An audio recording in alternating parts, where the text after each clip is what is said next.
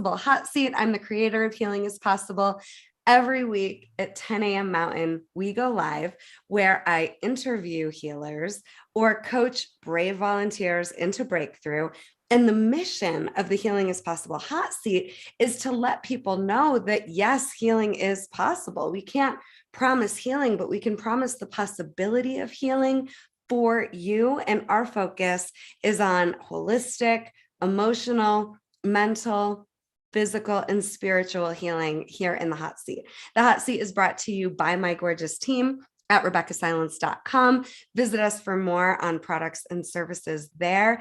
And today, I'm really excited to talk Chinese medicine. As many of you know, I'm a cancer survivor, and a big part of my healing journey was incorporating basically throwing the kitchen sink at cancer. So I had some traditional medical model healing ways and methodologies that I utilized, but also a lot of holistic healing. And today we have a gorgeous guest, Liv Zambito, who owns Herb House, here to talk to us about how herbalism and Chinese medicine saved her life, and talking to us about kind of finding her own path to her life purpose work through an experience of being sick. And she says that her life was literally saved by Chinese medicine. So Liv, welcome to the Healing is Possible Hot Seat. It's such an honor to have you here. Hi, thank you. Thank you so much. I'm so excited. Well, I'm so excited to have you. So what on earth? Tell us about who you are and what healing means to you. And then teach us, please, about Chinese medicine and herbs, all the things we don't even know we don't know. Okay. Where to start? There's so many things I want to share and say. So I'm Liv, and I moved out here right before the pandemic, and I was studying herbalism, and I decided to start my own practice called Herb House, where I either work with clients privately, one-on-one, or I just have my regular retail products that are formulated and based on the theories of traditional Chinese medicine.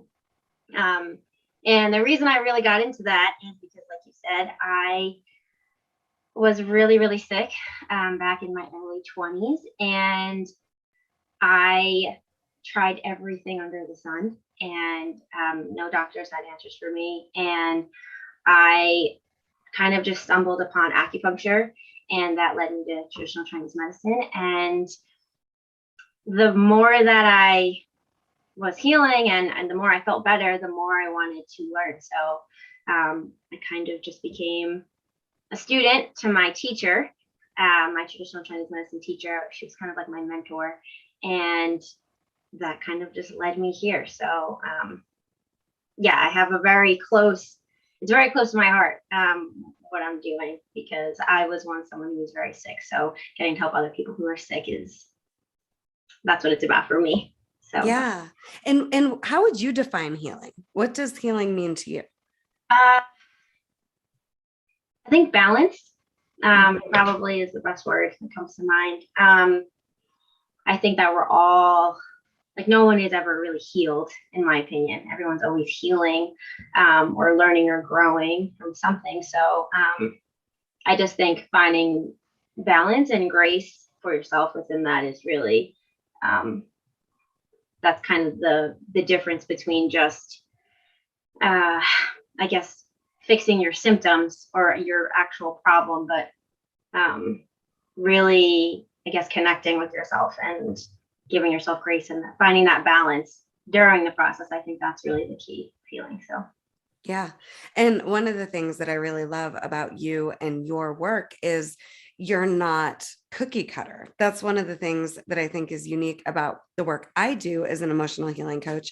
I think that people have access to their own internal guidance system, and healing looks different for everyone. And I love what you're saying about the healing is never really done, but you're more healed just being in a commitment to living into more healing. And that's what you're up to, and that's what you're about. You are based in Colorado, but tell us about Herb House and what people don't know about herbalism and Chinese medicine.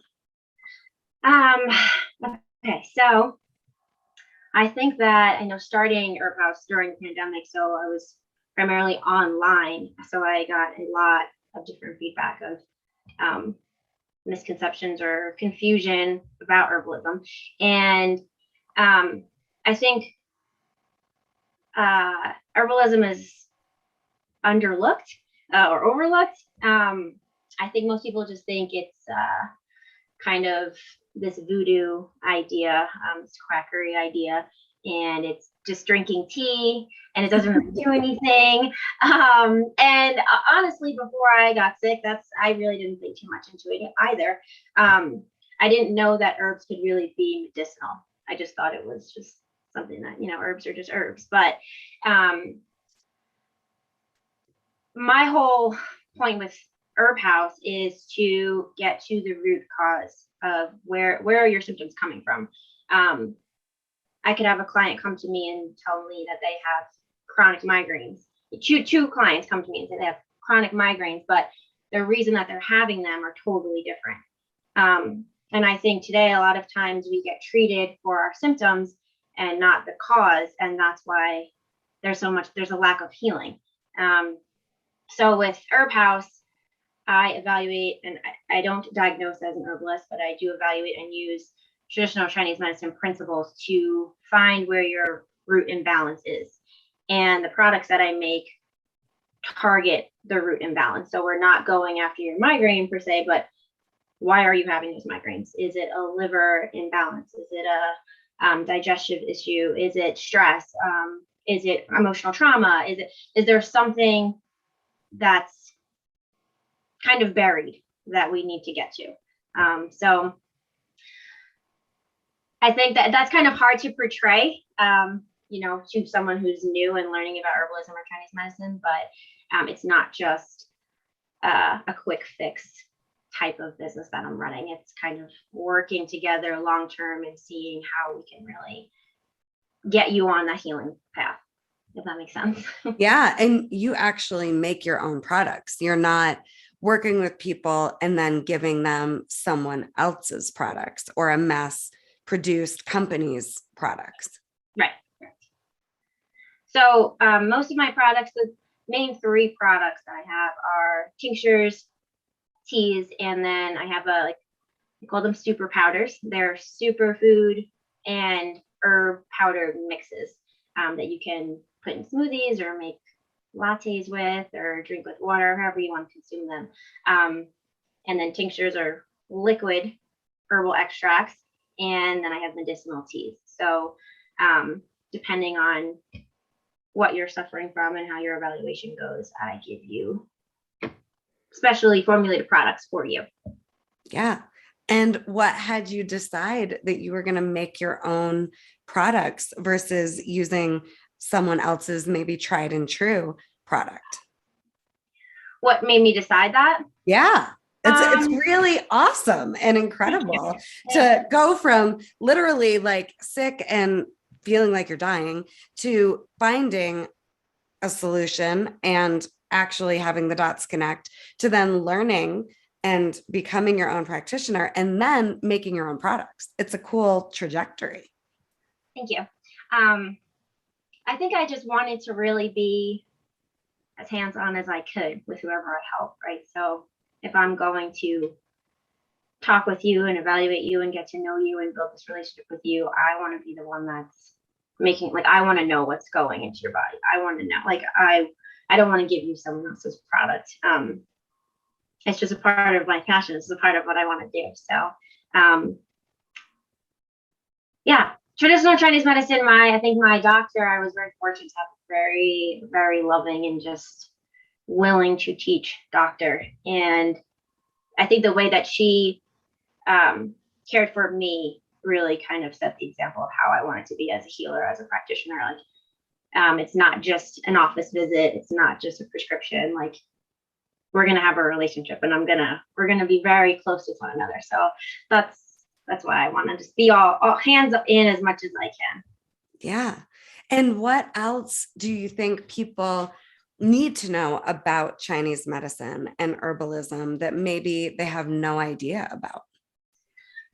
Um, a big thing that I find myself telling clients, um, because the idea of Chinese medicine is still, it's very foreign to most people.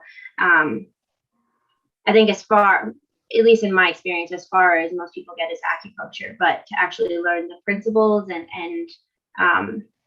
kind of foundations of Chinese medicine, most people aren't familiar with. But the main thing that I'm always explaining is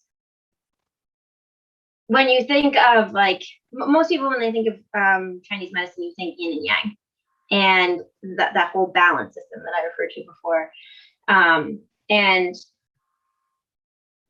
often when you're, I think so, it's just because of the way we live in society and we just all get so caught up.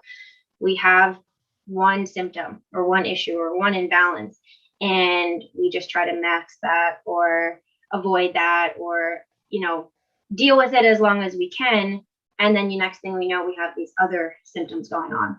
And most of the time, we won't relate them in our heads. And most of the time, they are related because the whole idea of Chinese medicine is everything is a balancing act. So if you leave something in balance for too long, it's going to imbalance something else. And then that's when things really start to get out of hand, and illness really is a hard thing to tackle. But when you're more in tune and you pay more attention, you're more mindful to your body. Not that you need to take everything that you feel so seriously, but when you become more mindful, I think that you can avoid a lot of long-term illness. Because most of the times people come to me and there's so many imbalances going on. And that was just like me when I got sick. If I had just known a little before, if I had the knowledge, if somebody told me that a little earlier on, I think I would have avoided becoming so sick. So that's really the message I want to tell people is, take care of your health now before, while you can, while you want to, while it's not so hard before you have to. And it's really difficult, because everything is connected and we tend to forget that. We tend to separate our body in so many ways, but everything is connected. Yeah. I've heard a lot of different spiritual teachers talking about emotional breakdown starts at the whisper level. And if you ignore it, it can become a problem. And if you ignore it, it can become a crisis. And I'm hearing you say something similar. Like we kind of don't have to let the plane get too far off course. We can course correct quicker than maybe we realize. Yes. Yeah. So when you talk about yin and yang, just for those that maybe are making assumptions or aren't sure what you're talking about, give us even the basics about that. Like balance, yin and yang. Is there anything we can do on our own? I mean, so yin and yang really is, it just talks about all of the, I guess, opposites in the world, within the human body, within nature, light, sound, colors, taste, feelings, everything in the world has an equal and an opposite, right? Like there cannot be light without dark. There can't be good without bad. So within the body, I'm going to get a little off of yin and yang for a second, but within Chinese medicine, there's different elements, and there's 5 elements, and there's kind of a yin and yang within those elements. So, for example, your liver and your gallbladder are like this element. There's a yin and a yang to that, and there are positive emotions associated with that, and then there's negative emotions associated with that.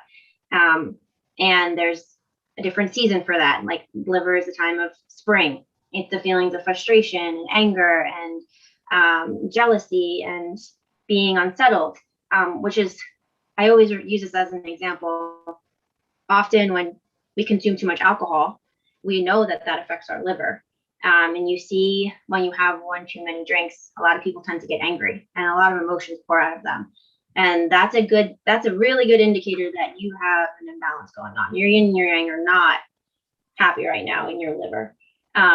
So, it goes with emotions, it goes with your thoughts, it goes with the seasons, it goes with what you're eating, it goes with your daily routines, your habits, your sleep schedule, your stress. Like your diet, your exercise, everything that you're doing day to day really affects each of those elements. So, I mean, there's a list of things that I could say to help someone get back in balance, but really it's just about finding like your inner peace and stillness, and just treating your body with more kindness, more grace. I think we just tend to operate like we're machines all the time, and we don't realize that there's such a delicate yin and yang balancing system within us, that like within us and within our environment.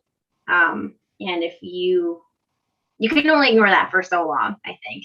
And I think once you learn it, you can't unlearn it. Like that's what happened to me. I learned it and I was like, wow, I can't unsee this. Now I have to tell more people about this. Yeah.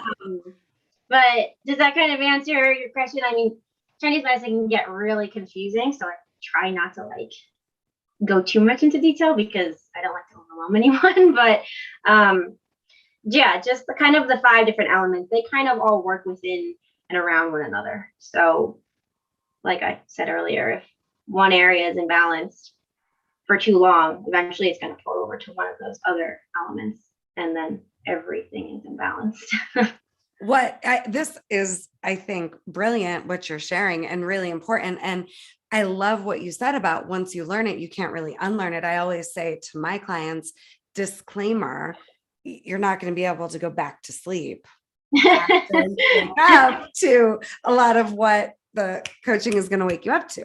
But what are the 5 elements? Can you give us a little bit on each of those? Sure.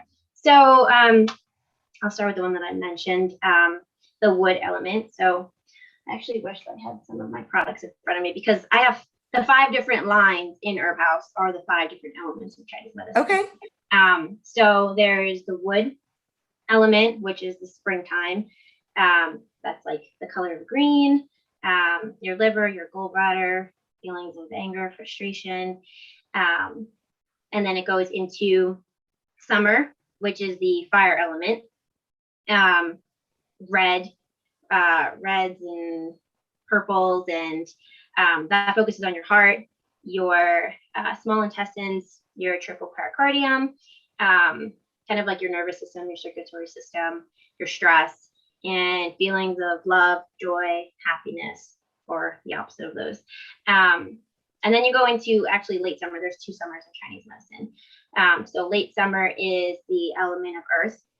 So that's the color of yellow. And that focuses on your digestive system, your stomach, and your spleen primarily. And feelings of worry, overthinking, stress. That's a really, really common one that I work with clients with. A lot, we always hear that saying, your health is in your gut, and everything stems to your gut. It's really, really true. Especially in today's time with so much stress.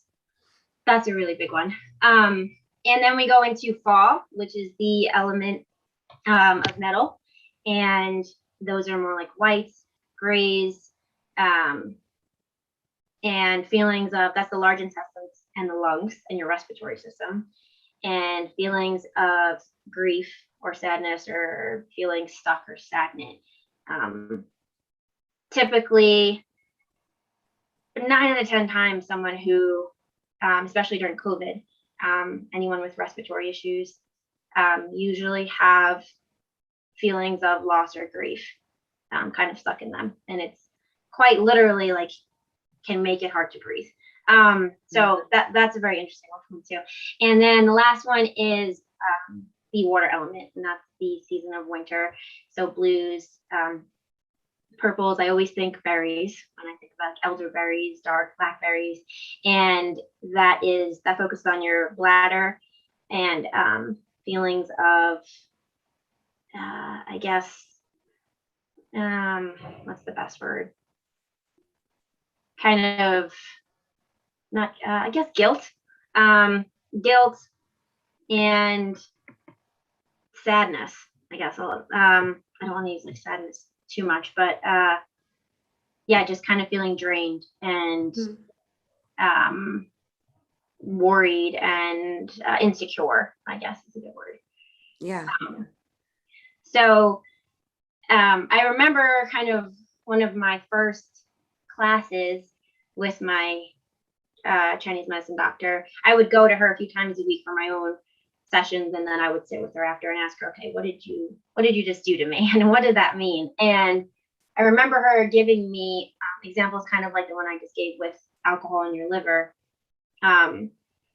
except with she gave me one for each, and like for your heart, for example, that's like love and joy and overexcitement or being really nervous. So our hearts tend to really pound when we're feeling like that.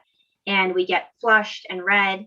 And that element is the color of red. And it's about your heart and it's about those feelings. So it goes, you can keep going and going with these elements on it's just things that we kind of just say in society, like a cliche thing, but really there is actual connection and meaning with it. So that's what really fascinates me is like, when you're worried or you're stressed, you tend to not lose your appetite or you gain your appetite. Like you stress eat or you don't eat, or you feel nauseous or you have stomach pains. And stress and over worry has to do with your stomach and your spleen. So I think just the principles of it just makes so much sense. It just makes me. Yeah. Liv, are you going to write a book about what you learned?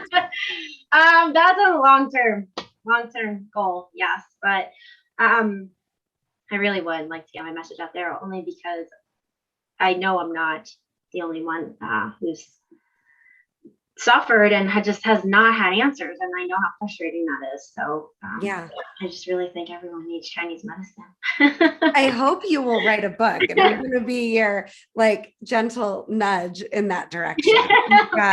You've got a gift. You found your gift and you're giving it away. And I love that for you and for everyone that gets to work with you.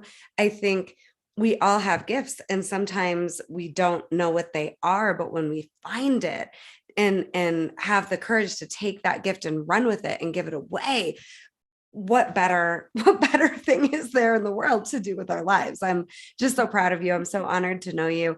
What assignment, what homework would you give our audience for their next step in exploring herbalism and Chinese medicine and balance for themselves?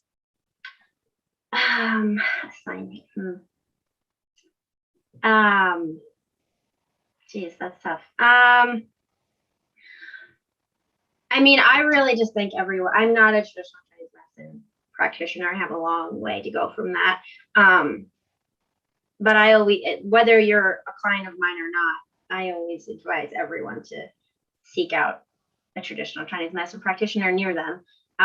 There is a very big difference between seeing an acupuncturist, maybe, and this is not to say anything negative or to take any credentials away from just acupuncturists, or maybe they're specialized in sports medicine or chiropractic or anything like that. Sometimes different doctors, practitioners offer acupuncture, which is great, especially for pain management. But seeing a traditional Chinese medicine practitioner is very different. Just the way that they are taught is very different than just seeing acupuncture. So if you're looking to learn more and experience traditional Chinese medicine and healing and acupuncture, seek out someone who is actually certified in traditional Chinese medicine. Don't just see an acupuncturist. And you can always see me as an herbalist, but I would never, I'm not that. So I wish I was right now, but I'm not. So, but that's always my advice, because that's really what changed my life. It really saved me. Just to kind of like give you a little,